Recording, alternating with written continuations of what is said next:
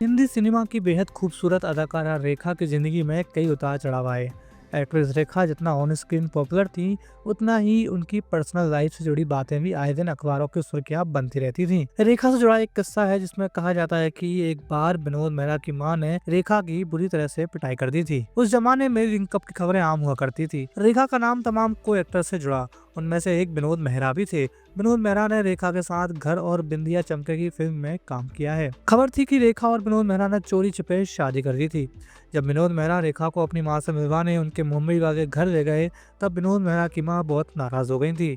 रेखा ने खुद एक इंटरव्यू में विनोद मेहरा की मां का जिक्र किया है, जिसमें उन्होंने इस बात को कबूला था कि विनोद मेहरा की मां उन्हें पसंद नहीं करती थी। बॉलीवुड लाइव की रिपोर्ट के मुताबिक रेखा ने 1973 में एक इंटरव्यू दिया था।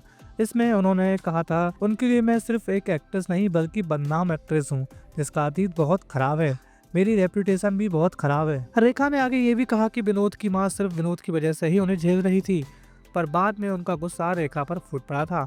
उन्होंने कहा था कि विनोद के लिए ही वह मुझे झेल रही थी, लेकिन अब वो मुझे नहीं झेलेंगी। बताते चले, रिपोर्ट्स के मुताबिक विनोद की मां रेखा को देखकर इतना भड़क गई थी कि उन्होंने सैंडल से रेखा को पीटा था। इस घटना का जिक्र यासिर उस्मान द्वारा लिखी गई रेखा की बायोग्राफी द अनटोल्ड स्टोरी में है। बायोग्राफी में घटना का जिक्र करते हुए लिखा गया है कि विनोद मेहरा और रेखा ने कोलकाता में शादी कर ली थी। शादी के बाद विनोद अपनी मां से रेखा को मिलवाने मुंबई आए। जब मां ने विनोद को रेखा के साथ देखा तो उन्होंने एक्ट्रेस को अपनी बहू मानने से इनकार कर दिया। रेखा जब विनोद मेहरा की मां के पैर छूने के लिए नीचे झुकी तो उन्होंने रेखा को धक्का मारकर खुद से दूर कर दिया था। उन्होंने रेखा को घर के अंदर तक नहीं आने दिया था।